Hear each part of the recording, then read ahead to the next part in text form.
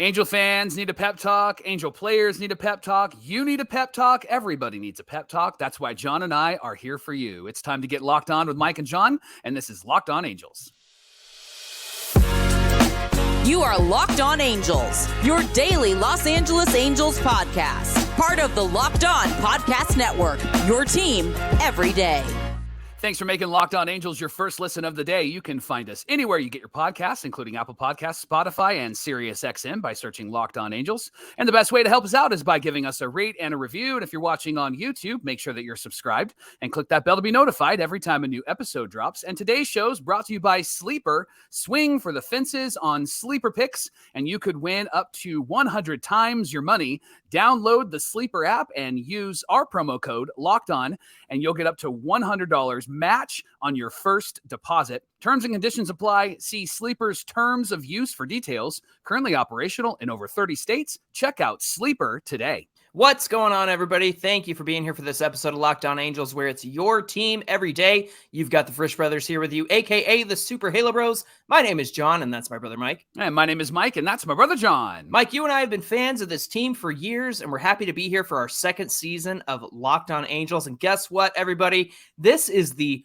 1,000th episode of Locked On Angels. Now, I know you're thinking, wait, were all those episodes on YouTube? Well, this podcast got started 5-6 years ago. So I just want to say thanks to Taylor Blake Ward and Brent McGuire and Steve Granado, guys who helped build the foundation for this show and allowed us to come on, and Locked On Podcast Network allowed us to come on and be your happy hosts, your Halo Bros, and be here for you Monday through Friday. So we're celebrating 1,000 episodes. Huge, monumental. Thank you for everyone who's gotten us this far. By the way, Mike, I just want to say, there are still fireworks happening as this recording is happening. Yep. And so for all you dog people listening or watching, just know that my dog is in the room with me because we're trying to keep him safe and sound. You dog people, you understand it. You get it. So if there's a bark or if there's some fireworks you hear in the background, apologies. It won't normally be like that. Just move along. Just move along. Right. Hey, Mike, on today's show, we are going to be recapping Ohtani's start against the Padres and address Phil Nevin's comment about chasing wins, quote unquote. And of course, we're going to recap today's game against the Padres tomorrow. So Locked On Everydayers, jump in our listens, our views, our videos on YouTube, anywhere you get us and listen to us. We'd love to hear from you. But first, we need to chat about Trout's injury and talk about this team, Mike, and where we stand here on July 5th as fans, as players, as a team. Where the Halos stand. Let's talk about Mike Trout first. Yeah, Trout goes on the injured list, the 10-day IL. He's got that fracture in his left hand, and they called up Jo Adell, which we were all really excited about. And then they also made a move. Victor Medeiros was sent down, and Geraldo Reyes was brought up from AAA. Now, details on this injury, John. Trout did this by holding the end of the bat against the bone and causing it to fracture off. And usually players return with no long-term impact to their game, which is really great. Surgery is normally required to remove the fracture pieces. We did see on Twitter yesterday from a few people that follow the Angels, Sam Blum and Jeff Fletcher, and even Erica Weston said that there's still some discussion about if surgery should happen or not. So those details will be coming out soon. Now, the normal time frame for this is typically 4 to 6 to maybe even 8 weeks. Now, Jose Ramirez of the Guardians made it back in 4 weeks in 2019. Love it. So we're hoping that Mike Trout can pull a John Cena at the Royal Rumble and show back up. That'd be awesome. Now, 4 weeks, Johnny, puts Trout back at the beginning of August. That means he'd miss about 16 games, and he'd be back to play the Braves and the Mariners to start the month. So perfect timing. If he's out for the entire time, the 8 weeks, that would be the beginning of September, and that would mean that he would miss around 43 games and would put him back against the A's and the O's. Now, if you had to guess, Johnny, when Trout comes back, do you think he comes back sooner rather than later? Oh, man, I'm hoping so. I mean, that guy is built like a machine, so I'm encouraged by the fact that Jose Ramirez was able to come back in 4 weeks' time. It's a haymate fracture. And Yeah. don't sit there and tell me you've ever heard of a hamate fracture before. Heard of because a I haymaker, but maybe that's where they got the name from. But literally looked up the dictionary word for it, and I was like, how do you say this? Hamate? Yeah. Hamate? Yeah. And so I'm pretty sure it's hamate. But I'm encouraged by the fact that Jose Ramirez was able to come back so soon. I'm not going to get my hopes up. Yeah. And listen, I mean, it sucks. It sucks that he's out. It sucks that it happened the way that it did. I'm glad you were able to find that detail about how it happened, because it just seemed like such a freak injury, which isn't that always the case with Trout, the calf issue, the back issue. Mike, listen to this. The current Angels on the 40-man roster that are hurt. Listen to this. Davis Daniel, pitcher, which I don't think we've seen him in the majors. He was called up at one point, but didn't get into a game. Right. Brandon Drury, of course, should be back after the All-Star break. Ben Joyce won't be pitching off of a mound for about 3 or 4 weeks is the latest news. Jose Marte, who's been injured since the beginning of the season. Zach Neto, also hopeful for after the All-Star break. Logan O'Hoppe, who took 25 what they call dry swings just yesterday, in the sense that he's just swinging the bat and not swinging at a ball, just seeing if he can actually function and do that. So that's encouraging. Jose Quijada, of course, is out with Tommy John. Chris Rodriguez, who had a major setback and won't be appearing this season. Max Stassi, still out with personal issues going on that have been undisclosed, and our thoughts go out to him, of course. Mike Trout, Gio Urshela, who's out probably until the end of the season. And Austin Warren, if you can believe it. He was also in this bullpen at one point, and unfortunately he had to have Tommy John. So that's a lot of injured people on this 40-man roster, Mike. Yeah. I texted our Locked On listener and friend, Cope, and just asked him, like, hey, how you feeling, bro? Like, because this Did you is ask him how to cope with this? Because I asked Cope how to cope, and I said, how you feeling, bro? Like, what's going on? What's in your mind? And this is what he texted me. He said, any other year, I feel like we're done, but the depth is huge. Trout wasn't having a fully Trout-like year, so maybe Moniak and Adell can give us at least that same production with maybe an added threat of steals. Defense could suffer a bit with Adell, trying to keep hope alive, but this last week has been rough. And I felt like that kind of summarized how you and I feel about this situation, or at least how I feel about this situation. Johnny, give me your thoughts when you heard that Trout's out and what we do as a team moving forward and as fans. It's just so rough with him being out on top of Neto and Drury and Matt Moore and just all these guys, Mike. Right. It's so rough to hear, just like we're just getting piled on right now. And I'm encouraged by the fact that they brought up Jo Adell so quickly. And I am also encouraged because Perry Minasian has proven to make the necessary moves. Yes. And also listen to this. If this were Shohei Ohtani injured in some form or fashion, I know he didn't have a great start yesterday, but we'll talk about that.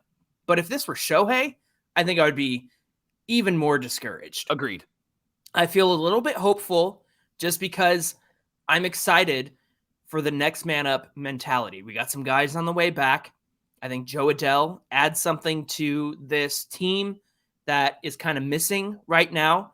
And before we even get to talking about Jo Adell, I have to consider this, and this came from our friend Specs on Twitter. He said the Braves won a World Series without Ronald Acuna Jr., and they were under 500 at the deadline, and they went out and got, I know it was at least 2 outfielders, Mike, but I think they got 3. They got 4. I think they got 4. They were were just like, give us these 2 guys don't work, we'll get other 2 guys. Yeah, give us every outfielder that you have, all the bacon and eggs you have, right? And that's what they did. And I think that's the mentality that Perry Minasian needs to have right now is give me all the youngsters, give me all the guys that are producing. I'm going out and making trades, and I'm going to make this happen. And I'm encouraged by that. Now, in order for this to not be so devastating, I'm so excited that Jo Adell is up. Number one, because who would you rather run out there? Rengifo in the outfield or like what? No. Who else would you rather have at this point right now? Right. And for it to not be devastating, we need AAA Adell. And in fact, his AAA stats right now, he's batting .271. He's got a .376 on base. Look, I'll take .376 because 400 is like elite. And the other day when we were looking at on-base guys who lead off, like Altuve and Brandon Nimmo, they were about that 375 or under mark. He's slugging 580. He's got an OPS of 956, 23 home runs, and 55 RBIs. Yeah. This year, he's got 216 innings in left field, 203 in right field, 111 in center field, a total of 2 errors. Now, I understand errors are like when you really mess up. Yeah. And maybe the routes aren't the routes that a pro would take all the time. He's not going to be a Trout out there or a Moniak out there, but it's serviceable. And honestly, with the anemic offense that this team has had, I would love to see Adell provide average defense and some consistent hitting and honestly fire and energy to this team, because that's what they need. They are so down on their luck lately that like it's not exciting to be part of this team. Mike, when Jo Adell got called up this year, his first at bat, he hits a home run. Yep. Right? He gets called up for a game but didn't play, got sent back down. He gets called up yesterday and he comes in a pinch hit situation, hits a triple, drives in Taylor Ward. First thing he does when he comes back. And I'm like, yes, that's the guy that we need. And if he doesn't see this as his opportunity to step up and be who the Angels need because Mike Trout is out right now, I mean, this is his opportunity. This is his chance. This is his moment, right? This is the time for Jo Adell to show what he's got. Yeah. And the biggest thing that needs to happen is Jo Adell needs to be in the starting lineup. Yes. And the starting lineup is where he needs to be. And Moniak every day. And Moniak needs to be in the starting line. Like, they don't need to mess around anymore. Phil Nevin doesn't need to mess around anymore. I think it's cute that you try to put Rengifo and Velasquez in certain places. Stop being cute. Jo Adell should be in there all of the time, every game, until he's sent back down or if he proves himself. And I think Jo Adell is going to prove himself. This is a situation similar to what happened with Bryce Harper last year with the Phillies. He was out for a good chunk of time, and they really rallied together. You mentioned the Braves as well. And then Altuve was out for Houston for a while, and now they don't have Yordan for a while. So other teams are facing some of the things that we're facing. This is an opportunity for the Angels to really rise to the occasion. And quite frankly, we're going to talk about it, quite frankly, with Rendon getting hit in the knee and then being out. I think that's a good thing, Johnny, and we'll talk about that in our next segment. But I really think that this is a moment for the Angels to really rise up. Yeah, and the fact is like you mentioned at the beginning of the show, everybody needs a pep talk. Are you in or are you out? And you and I are always going to be in with the Angels in terms of, bring up the guys you need to bring up. Go trade for the guys that you need to go get. And show this league that you still got what it takes to be successful. You took a huge blow. Injuries happen. It's part of the game.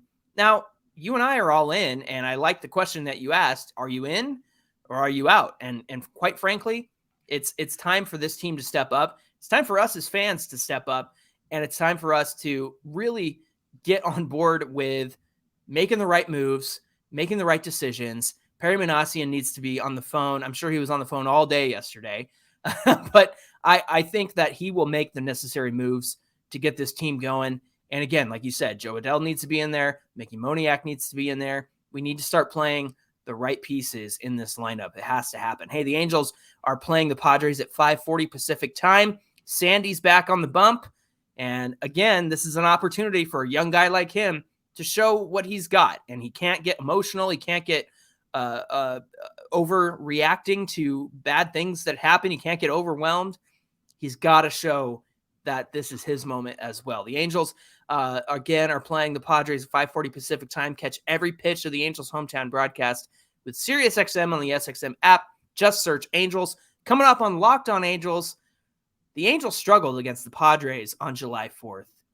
And why did it happen? And what needs to happen next? We're going to talk about all of that coming right up. Today's show is brought to you by Sleeper. Sleeper is a fantasy sports and real money gaming app focused on bringing people together through sports and gaming. This app has become the fastest organically growing fantasy platform in all the world with over 5 million active users just last year. Here's how it works. You choose between 2 and 8 of your favorite players in the MLB and decide if they will perform better or worse than the predicted stats. For example, you can guess if Shohei will hit maybe more or less than 2 home runs in a game. And if you get your picks right, then you could win big, because Sleeper is now offering a payout of up to 100 times what you bet when you play the 8-pick contest. The Sleeper app works quickly too. Entries can be made in 30 seconds or less, and there's a safe and fast withdrawal with all of the payouts. You can download the Sleeper app today, and when you do, use our promo code LOCKEDON, and you're going to get up to $100 match on your first deposit. There are some terms and conditions that do apply, and you can see Sleeper's terms of use for details. Currently operational in over 30 states. Check out Sleeper today. Thanks for making Locked On Angels your first listen of the day. Locked On Everydayers, join us this Friday for Fan Mail Friday. Listen, you can get in our voicemail. You can send us a DM. You can comment on Twitter or Instagram, and we'll get your questions. Comment on the video on YouTube. We'll get your questions from there as well. I know you guys got a lot of thoughts and feelings about this past week, and we want to talk to you about it. So get your questions in for Fan Mail Friday. The Angels are back at it against the Padres tonight at 5:40 Pacific time. Catch every pitch of the Angels hometown broadcast on SiriusXM with the SXM app. Just search Angels. Angels lose on the 4th of July, 8-5. Ohtani had a really, really tough game. And in this game, Johnny, he gave up back-to-back home runs. Yeah. Trainer comes out. They find out he's got a blister on his middle finger. Now, Ohtani said it was basically the same finger that had affected him in his last outing when he had the cracked fingernail. It wasn't fully healed, and it got worse as the game went on. He said, I think I'm going to be okay to continue to hit, but as of now, I'm not going to pitch in the All-Star game. Yeah. And then Rendon fouls a ball off of his knee, and he's out, and it's a left shin contusion. The x-rays were negative, so nothing's broken. And when he left the field, he could hardly walk on that. Phil Nevin tried to help him. He pushed him off, and then they went into the dugout, and they helped him walk down the stairs. Now, Rendon said on the injuries that he's faced this year, it's almost comical. No, it is comical. Let's laugh at it, because it just seems like everything's fallen apart for him.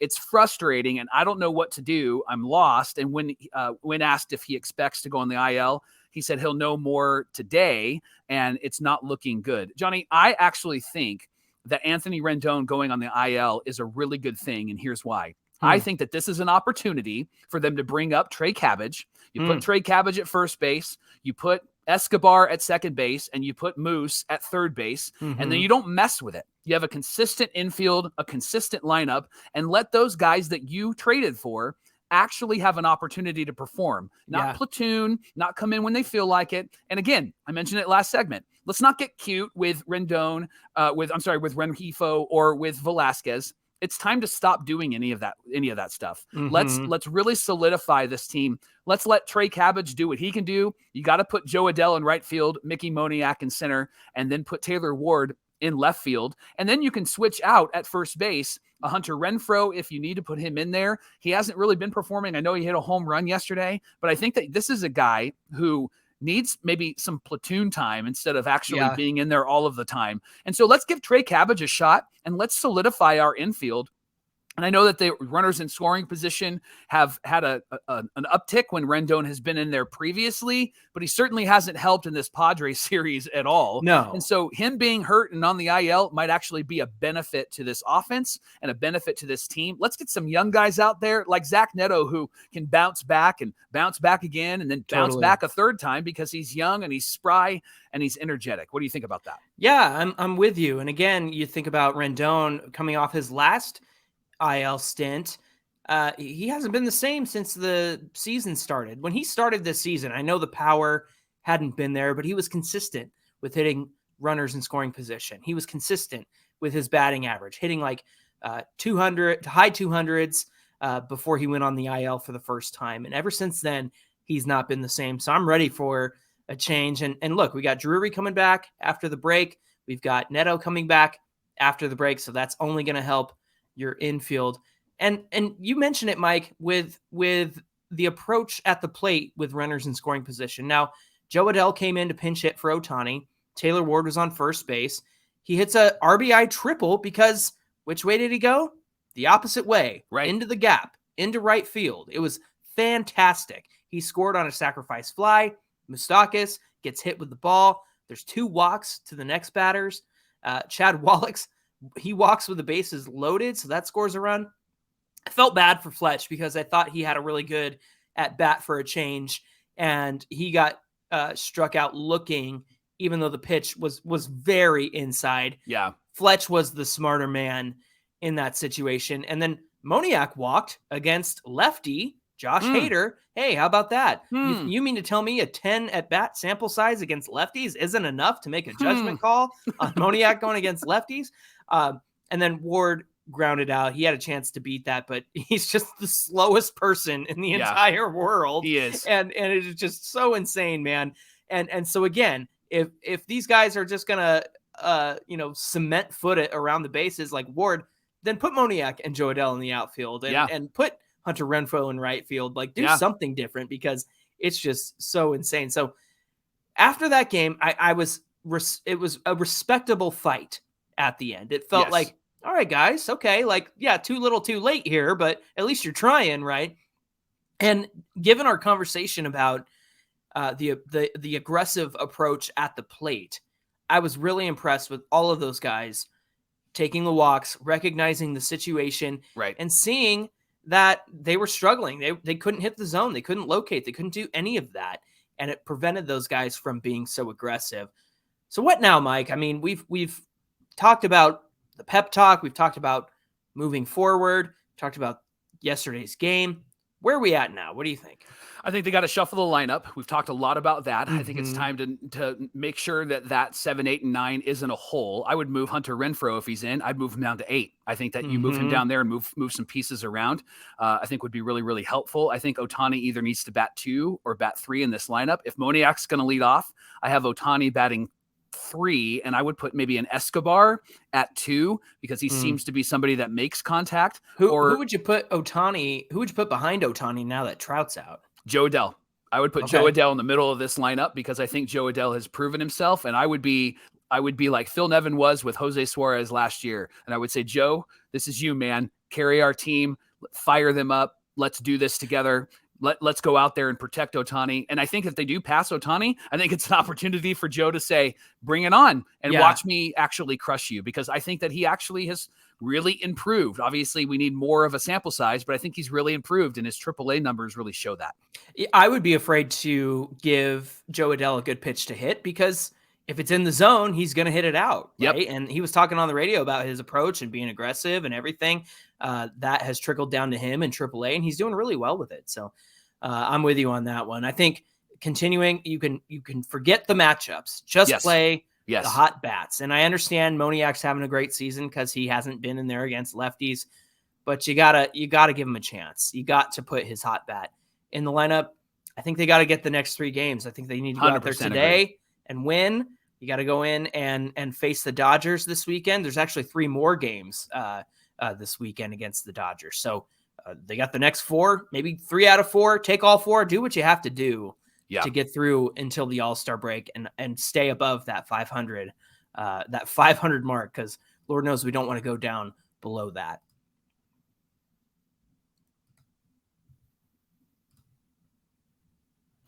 All right, so one quick correction. They only have 2 games against the Dodgers. They don't have a game my on bad. Sunday. I thought so that's no game on Sunday? Interesting. No game on Sunday. So why that's do they boring. do that to us? I don't know.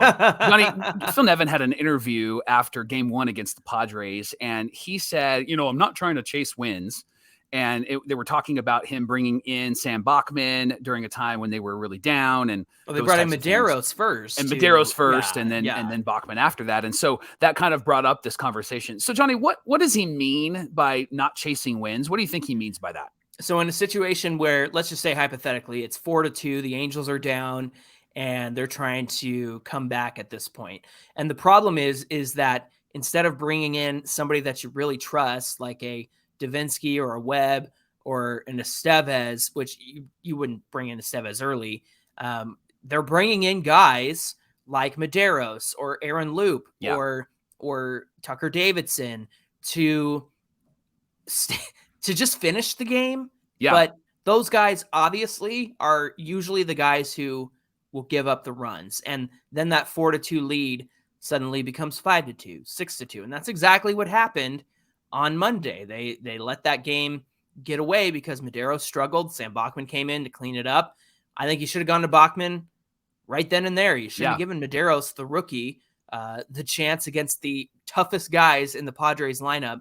So what he's saying, Mike, is that he's not going to put in his best relievers in hopes that the Angels are going to catch up and chase wins. I mean, that just is an outright terrible idea. Like you're not confident that your guys are going to come back and keep it 4-2, or at least striking distance with 4-2. Yeah. So you're willing to give it away with a bad reliever or a guy who's not used to like high leverage situations. I can't make sense of this. What are your thoughts? Well, yesterday's game is a perfect example. When they interviewed him after the game, they were like, so Jo Adell pinch hit for Shohei.